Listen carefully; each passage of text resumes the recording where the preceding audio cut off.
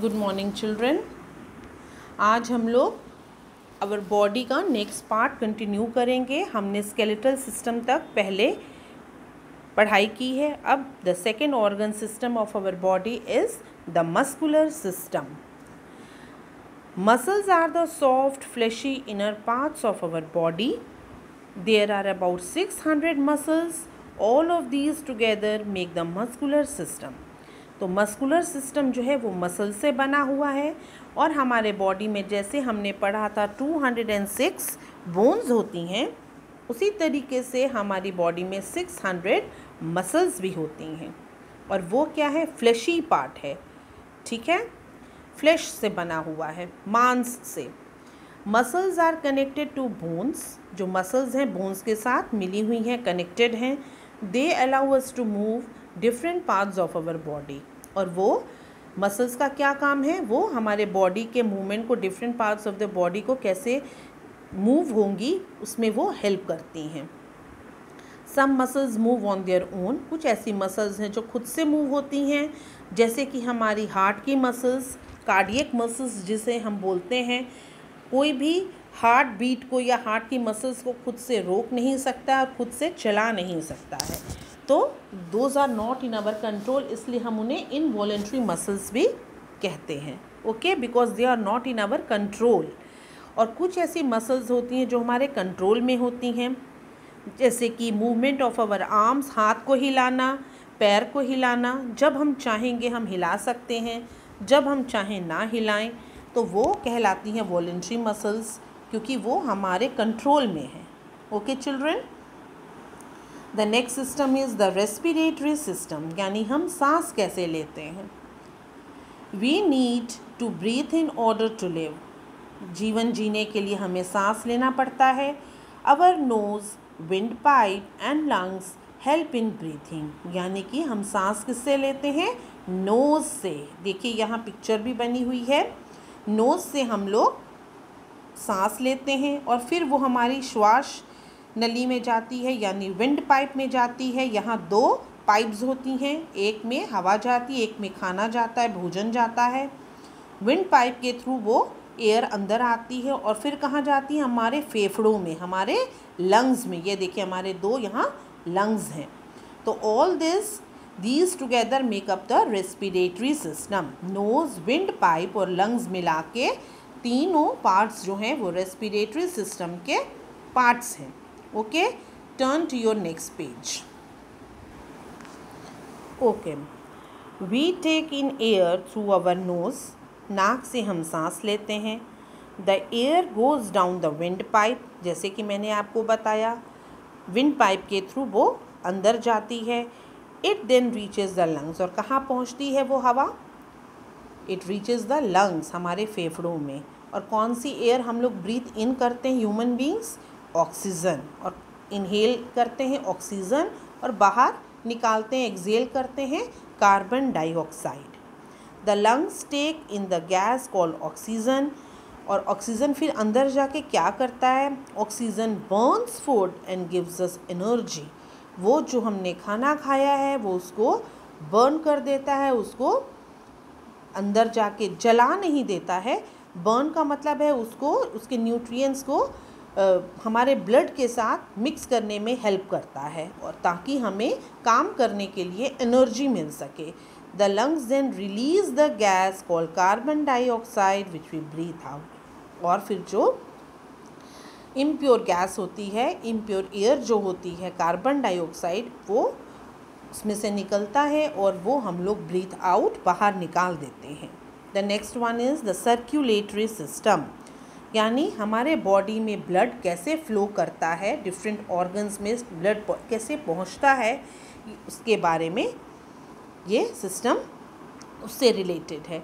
This system performs the function of carrying oxygen and nutrients to all parts of the body, यानी कि जो circulatory system है सारे body parts को oxygen supply करता है, और जो हमने खाना खाया है उसमें से जो न्यूट्रिएंट्स हैं, जैसे कार्बोहाइड्रेट, फैट, विटामिन्स, मिनरल्स, वो सारे बॉडी पार्ट्स तक पहुंचाता है। It also brings back carbon dioxide and waste material, और जो इम्प्योर गैस है अंदर, इम्प्योर एयर है और जितना भी वेस्ट मटेरियल है वो बाहर निकालने में भी हेल्प करता है। तो सर्कुलेटरी सिस्टम में कौन कौन से बॉडी पार्ट्स इन्वॉल्व हैं, organs? The heart, blood and the blood vessels make up the circulatory system. हमारा हार्ट, ब्लड और ब्लड वेसल्स सर्कुलेटरी सिस्टम के ऑर्गन्स हैं। The oxygen absorbed by the lungs is mixed with blood. Oxygen जो हम लोग inhale करते हैं वो ब्लड के साथ मिल जाता है, खून के साथ मिल जाता है। The heart works like a pump, और जो हार्ट है वो एक पंप के जैसा काम करता है। जैसे हैंड पंप होता है, नीचे से पानी ऊपर खींचता है, उसी तरीके से हार्ट जो है वो क्या करता है, it pumps blood to all parts of the body. वो सारे बॉडी पार्ट्स तक पंप करके ब्लड पहुंचाता है। And the blood flows through blood vessels, और ये हमारे सारे ब्लड वेसल्स हैं, उसके थ्रू ब्लड हमारे बॉडी पार्ट्स में पहुंच जाता है। Okay, the next one is the digestive system, यानी जो खाना हम खाते हैं वो कैसे हमारे बॉडी के अंदर जाके डाइजेस्ट होता है, पच जाता है। This system helps in digestion of food that we eat. Digestion means the breaking down of food into simple form so that our body can use it।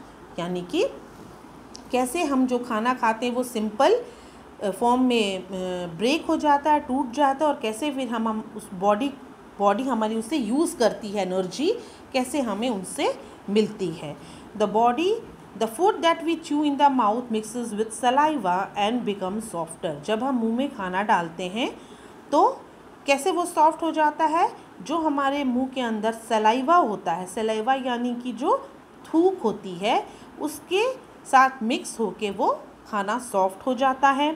It then moves into the stomach after passing through the food pipe, और फिर वो जब soft हो जाता है तो वो stomach के पास पहुंच जाता है। ये देखिए यहाँ पिक्चर बनी हुई है, you can see here, mouth से ऐसे डाले और वो फूड पाइप, आपको बताया 2 पाइप्स होते हैं, तो फूड पाइप से होते हुए वो यहाँ स्टमक में पहुँच गया खाना।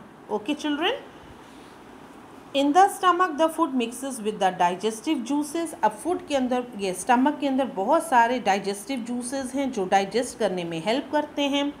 वो उस खाने को सिंपलेस्ट फॉर्म में ब्रेक कर देते हैं, breaks into the simplest form. It is then absorbed by the small intestine. ये देखिए ये स्मॉल इंटेस्टाइन है, फिर खाना ये स्मॉल इंटेस्टाइन में एब्जॉर्ब हो जाता है। From here the nutrients are taken in by the blood, और यहाँ पे कंप्लीट डाइजेशन हो जाती है, पूरा खाना डाइजेस्ट हो जाता है और उसके बाद ये ब्लड के साथ मिक्स हो जाता है खाना। The left over food which cannot be use by the body goes to the large intestine, और जो खाना डाइजेस्ट नहीं होता है वो खाना लार्ज इंटेस्टाइन में चला जाता है।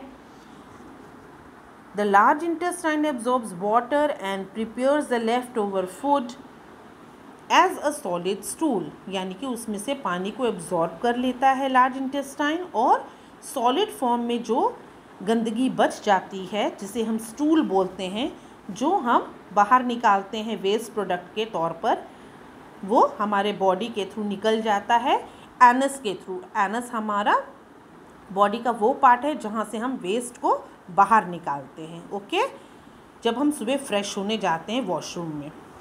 The next one, we must eat healthy food at regular intervals to keep ourselves fit, यानी कि हमें फिट रहने के लिए समय समय पर हेल्दी फूड खाते रहना चाहिए। ब्रेकफास्ट, देन दोपहर को lunch and then dinner. Okay, एक फिक्स्ड इंटरवल पे ही हमें खाना खाना चाहिए। Now turn to your next page.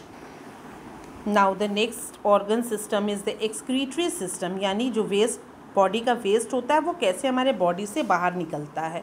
This system cleans the body by throwing out waste, हमारी बॉडी को क्लीन करता है वेस्ट को बाहर निकाल के। और इसमें कौन कौन से ऑर्गन्स इन्वॉल्व हैं? Kidneys, lungs and skin form part of this system, यानी इस सिस्टम का ये पार्ट है, किडनीज, लंग्स एंड स्किन। तीनों ऑर्गन जो हैं अलग अलग चीज़ों को बाहर निकालती हैं। Urine, sweat and carbon dioxide, ये 3 वेस्ट प्रोडक्ट है जो हमारे बॉडी से बाहर निकलते हैं। जो किडनीज़ हैं, produce and throw out urine, वो यूरिन बाहर निकालने में हेल्प करती हैं जो हम लोग यूरिनेट करते हैं। The skin gives out sweat, यानी पसीना निकलता है स्किन के through. And the lungs give out carbon dioxide, और कार्बन डाइऑक्साइड जो इम्प्योर गैस है, जो इम्प्योर एयर है, वो हमारे बॉडी के थ्रू, लंग्स के थ्रू निकल जाती है। The next system is the nervous system. This system controls all our actions like walking, hearing and seeing. It also controls all other system in our body. यानी पूरे body का control इस system के हाथ में है। कैसे हम चल रहे हैं, सुन रहे हैं, देख रहे हैं, सब कुछ यही कंट्रोल करता है।